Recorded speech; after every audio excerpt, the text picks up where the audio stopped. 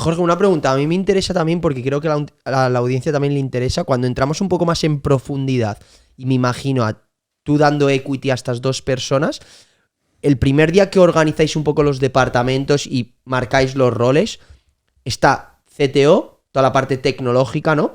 Para crear este producto. Luego está la parte de producto que has dicho, que es un poco el diseño de cómo se va a ver esa aplicación para el usuario y que sea intuitiva. Y luego tú estás la parte de business. En la parte de business, ¿podrías extender un poco qué eran realmente tus prioridades y lo que estabas haciendo? Vale, sí, buenísima pregunta, porque al final yo siempre lo he considerado como un bombero. Esa fase es como un bombero. Eso es básicamente apagar todos los fuegos que puede haber. Entonces, tú con tu rol de business es una persona que vas a abarcar un espectro muy grande de servicios, sobre todo dejar a la tech funcionar y tú concentrarte en todo lo demás. Entonces, ¿qué es todo lo demás? Pues desde el levantamiento de fondos, tanto inversores, atracción de nuevo capital, como la parte de desarrollo de negocio, como la parte de marketing, como la parte de estrategia, modelaje del modelo de negocio, la parte comercial, la parte de recursos humanos, financieros. O sea, al final es que abarcas todo. O sea, abarcas todo. Obviamente desde ahí luego se extienden todos los grandes equipos, ¿no? O sea, al final luego Tech se quedó en una parte muy concreta, que creció lo que creció, pero luego todo lo demás se hizo una empresa. Date cuenta que ahí llegaron a participar casi 40 y pico personas. Plan, 3 años después.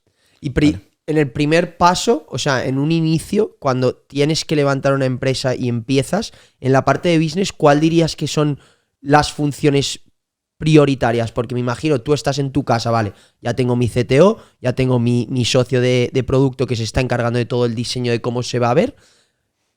Voy a empezar. ¿Qué es lo primero, lo que priorizas? ¿Qué es lo que necesitas para que la empresa empiece a funcionar? Ahí tienes dos cosas. Lo primero de todo es saber cuál es tu modelo de negocio.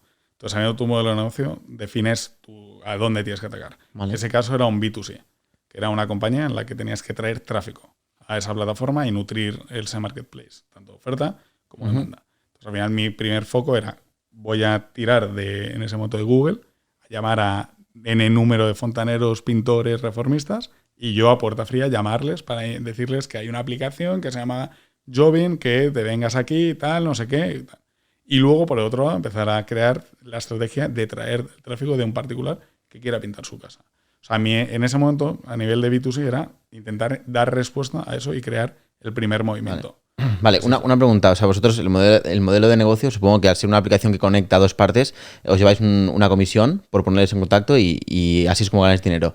Pero una cosa, o sea, entiendo muy bien lo de llamar a fontaneros, a profesionales, porque eso es un poquito más sencillo, se puede hacer echándole muchas horas al día. Y una vez que ya les tienes ahí como registrados en la aplicación, pues ya es más fácil. Pero el tema de atraer a los clientes, eso lo veo súper complicado.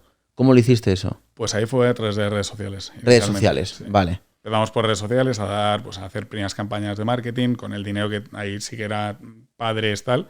Hicimos una primera ronda de inversión, que eso fue también, o sea, vale. Aparte de las tareas de un CEO de una startup de ese tipo, es normalmente atracción de inversores. Vale. ¿Y cuánto levantasteis más o menos? Pues hicimos 30.000 euros en una primera fase. ¿Cuánto diste de equity? En ese caso dimos, yo creo que fue alrededor de un 20%.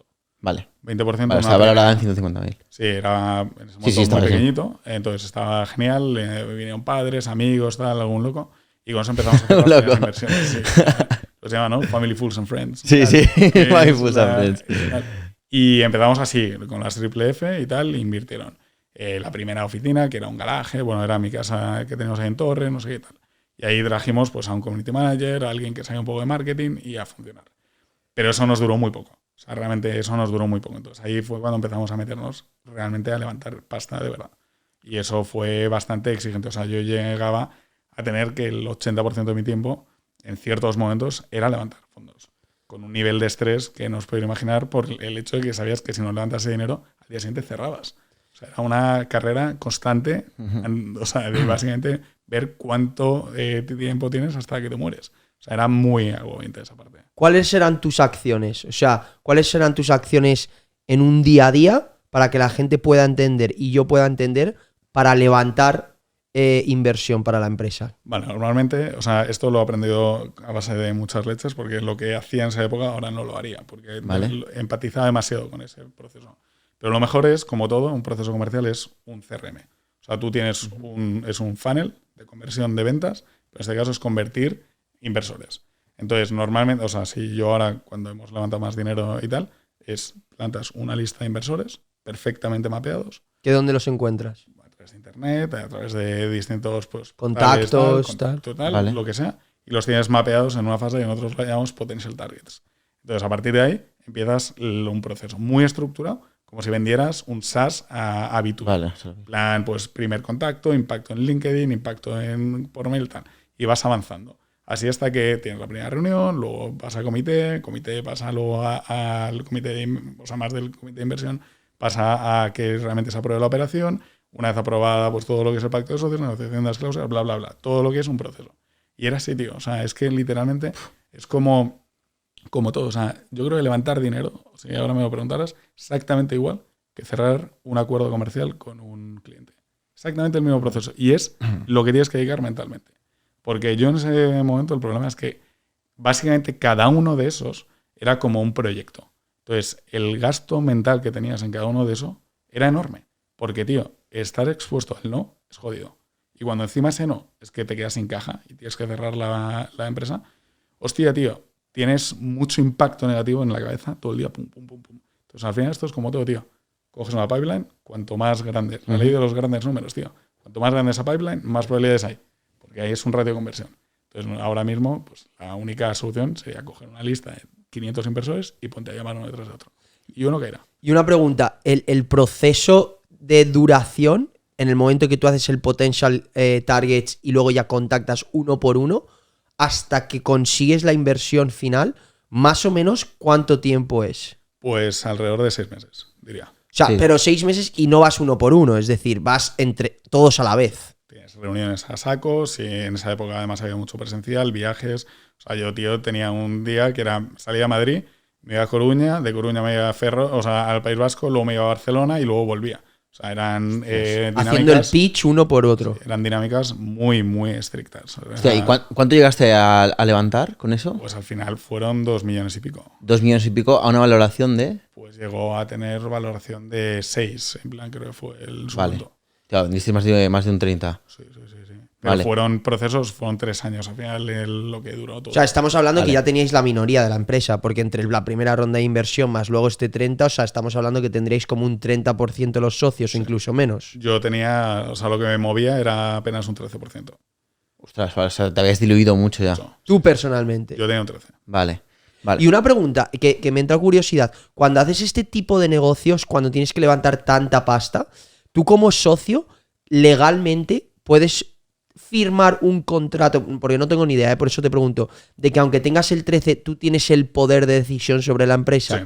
Hay 2 capas. Está lo que es la Junta General de Socios, que eso es como, imagínate, todo el pool de inversores, y luego está el Consejo de Administración, que es el órgano real de administración de la empresa. Entonces, si tú, o sea, normalmente cuando tú tienes un grupo de inversores, la gente, o sea, los grandes inversores piden lo que se llama un asiento en el board de socios, ¿no? Del Consejo de Administración. Entonces, ellos van cogiendo pues representaciones. O sea, a lo mejor de repente el que tenía un 20% tiene un asiento, el que tal, ¿no? Entonces hay materias reservadas a la Junta, son como una serie de lista, literalmente en un pacto de socios, que están reservadas a todos los inversores, que tiene que haber una mayoría, pero luego hay ciertas acciones que están reservadas al Consejo. Pero luego, aparte, tú como consejero delegado, que es a la española el CEO es consejero delegado, es el consejero delegado de la gestión de la empresa, tú tienes una serie de realmente funciones que tú tienes capacidad de acción. Vale. Pero reportas a tu board y luego reportas a toda la Junta. ¿Y te podrían echar de la empresa? O sea, no se puede firmar que tú, aunque tengas el 13, no te podrían nunca echar de la empresa. Al final, la mayoría te puede echar. Exactamente. ¿Qué pasa, Tripers? ¿Cómo estamos? Bueno, si te ha gustado este clip, ya sabes, suscríbete al canal. Tienes ahí un montón de clips más para expandir tu conciencia y tripear de lo lindo. Exacto. Y nada, suscríbete al canal. Nos vemos en los siguientes y os mandamos un fuerte abrazo a todos. Es gratis, es gratis.